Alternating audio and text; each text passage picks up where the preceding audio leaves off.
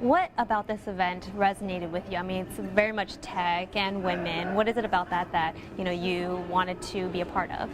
So I think what CAT brings to the table is intersectionality. I think a lot of the conversations about diversity in tech, it's just focused on gender. There's conversations about race.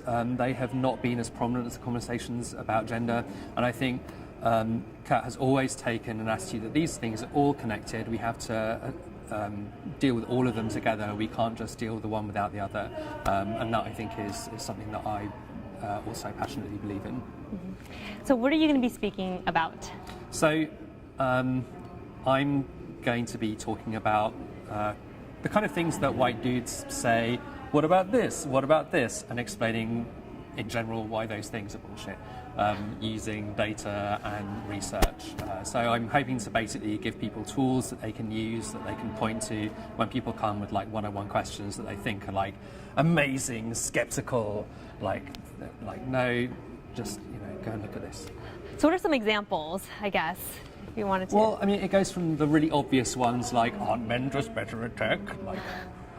Through to kind of more complex ones about different biases and the effect that they have on, for example, progression of women and people of colour through the ranks of tech companies, why we see a disproportionately large number of white men in leadership positions, things like that. So I'm going to kind of go from 101 to at least 201.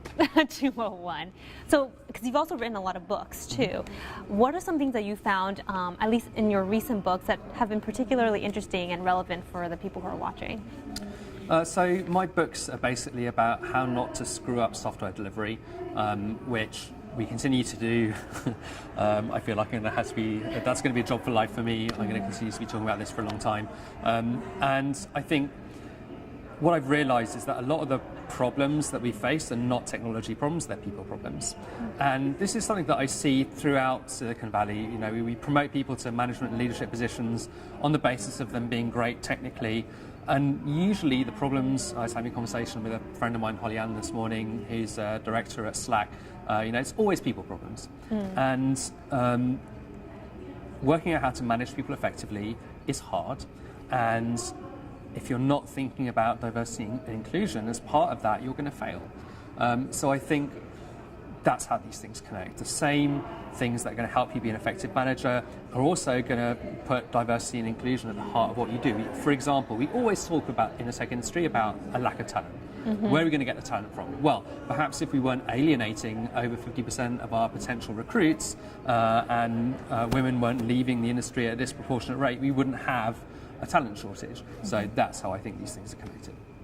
Do you think, from what you've seen, things are getting better? Are we becoming more inclusive?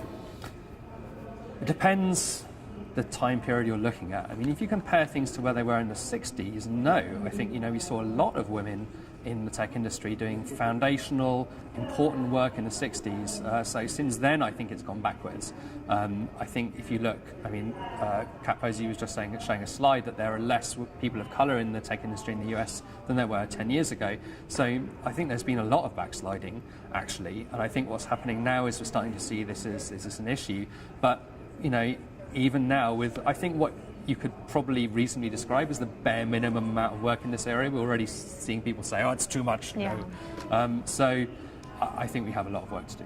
It's interesting because I was just talking to Anne from Floodgate, and she, was considered one of the more early females in that industry, but she was saying that, now there are more women. So, is there more inclusion, or is there less, or does it just depend? I'm not going to say that hasn't been progress. I think there has been progress.